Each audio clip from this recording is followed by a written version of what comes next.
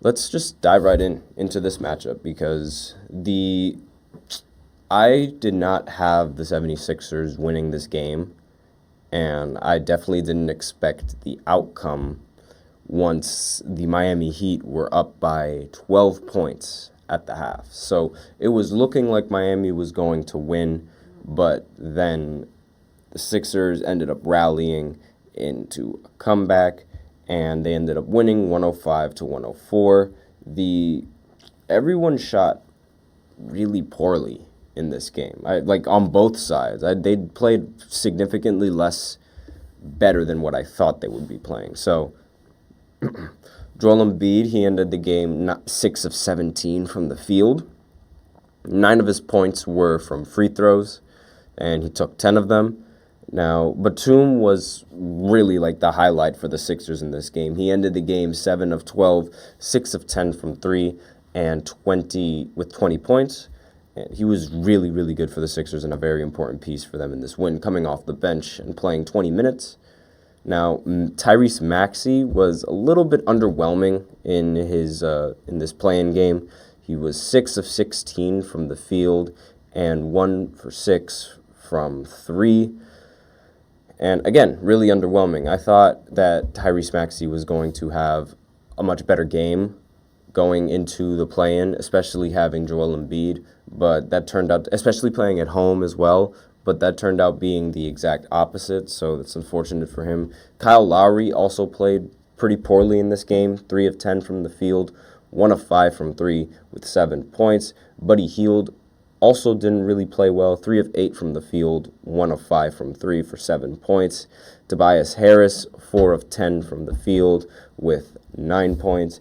Kelly Oubre, 3 of 9 from the field with 11 points. And again, like I said, everyone shot rather inefficiently on the Sixers side. And it wasn't really that good for the Miami Heat either. Tyler Hero was the leading scorer in this game. He played 41 minutes, ended with 25 points, but he shot 9 for 27 from the field and 4 of 14 from 3. Now, I don't know why Tyler Hero is taking that many shots and why Bam Adebayo is taking significantly less shots than someone like Tyler Hero. Considering how Bam is, well, I consider him to be the second option for this team. I don't understand how and why he is only taking 9 shots. I feel like he should be taking a lot more of those.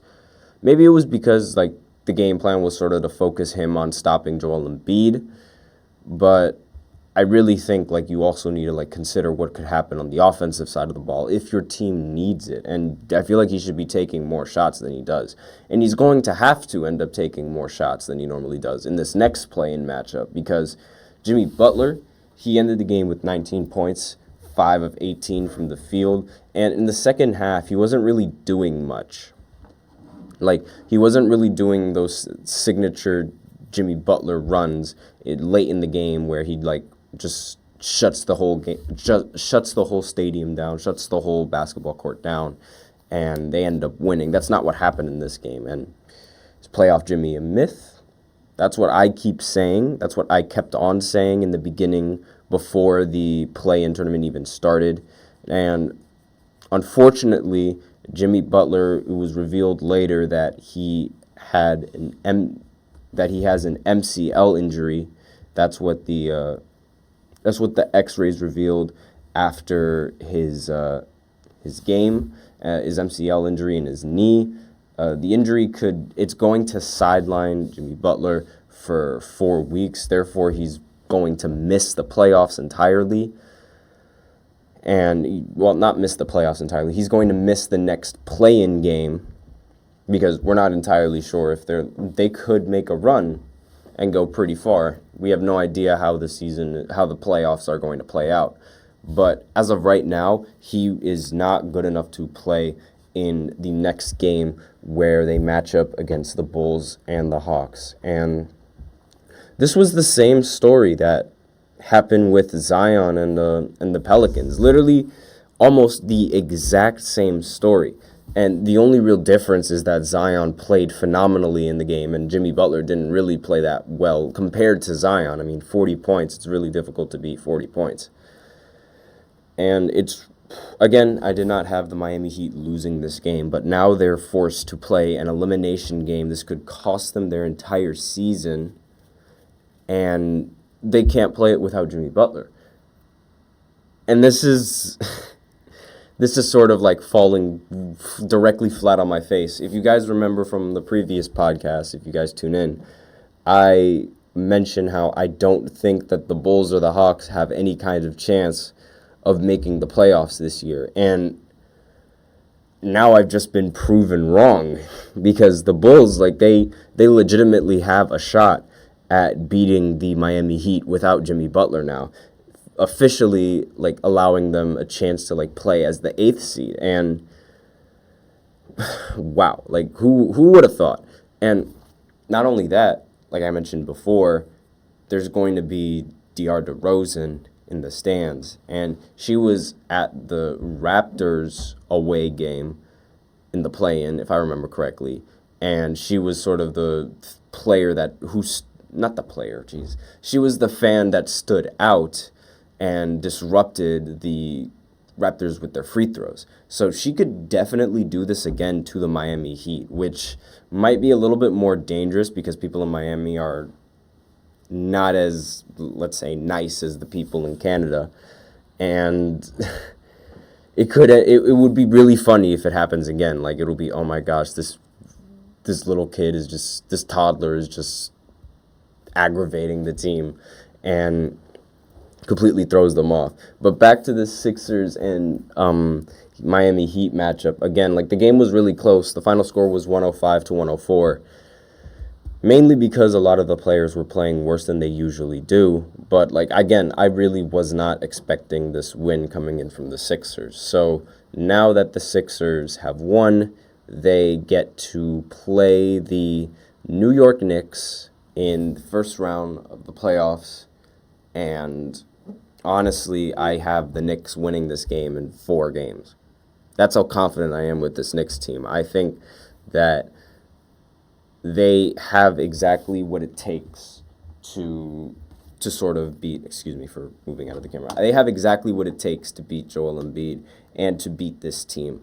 They have all the pieces. They have all the players. They have the chemistry. I genuinely think that the Knicks have a great chance to beat them in 4 games. And I think that's, like I said before on the previous podcast, like, this would be like the end of the road for the 76ers. Regardless of who they played in the first round, I thought they were going to lose in like 4 or 5 games, because if they lost this game, then they would have had to play the Celtics, and the Celtics, they're just going to beat them, and because they always beat them. Jason Tatum, like, he always plays very well against the 76ers, and it's Celtics as a whole, they all played really well. So I wouldn't put it past them to beat them again, as to continue that trend as they've been doing previously. This also gives Joel Embiid and Maxey some time to rest, since they won't have to worry about playing another game tomorrow, which is when the next play-in games are happening. So that's always good news for them. Joel Embiid definitely needs that rest just to make sure that he doesn't re-aggravate his injury, even though that he's been healthy. They want to make sure that he's at 100%, even though I'm not entirely sure that's going to matter because they're playing the Knicks. And now for the Miami Heat, this is a little bit more difficult, because before I was a little bit unsure if the series. I was certain that the series was going to be competitive between the Miami Heat and the Boston Celtics. Now, if the Heat win against the Bulls in this matchup, I'm not entirely so sure. I don't think that the Miami Heat are able to win without Jimmy Butler, and I think their road ends after this game as well. So I think the 1 and the 2 seed in the Eastern Conference are going to sweep, leaving the rest of the teams uncertain in the Eastern Conference, as well as in the Western Conference. Like, I can't tell which team is going to get swept or not. The team that's most likely to get swept in the West is honestly the Lakers, because it happened before. But regardless, I genuinely do not think that the Miami Heat can come back from this one. And will they even win against Chicago? I'm not entirely sure because, like, Chicago's players have been playing pretty well together. And now that the Miami Heat have sort of lost their best player, someone is going to have to step up. Now, it's really possible for someone to step up, but is it going to happen? Highly unlikely. I genuinely think that, like, Jimmy Butler was like is usually, even though I say Jimmy Butler is like playoff Jimmy is a myth, he's still a very valuable piece to have on both sides of the floor. He's a really good defender as well. Well, he's a good defender, and he's obviously, like, when you have someone who could defend like that, it's incredibly valuable, especially at the position that he's playing, because he'd be able to guard DeRozan and slow him down. And that's right now, other than, like, he is one of the three threats that you can eliminate from the Chicago Bulls and their offense. Because I'm going to talk a little bit more about it in the next segment, but Vucevic and Kobe White, they both had a very great game against the Atlanta Hawks. So eliminate one of those targets, and you don't have to worry about ridiculous production from him. Even though DeMar, he didn't really play up to the standards that I thought he was going to play up to, but he did play well. I'm not going to take away his performance because that would just be egregious. And again, without Jimmy Butler, I don't really know the chances that this team has. Like, I think this is where the road ends for the Miami Heat. But that's basically all I have for this segment, so we are out of time, and I'm going to go ahead and talk about the Bulls going up against the Hawks and some of the stories that can entail about that, because now there's sort of rumors that Trae Young might have played his last game with the Hawks. So I will be right back after this short break.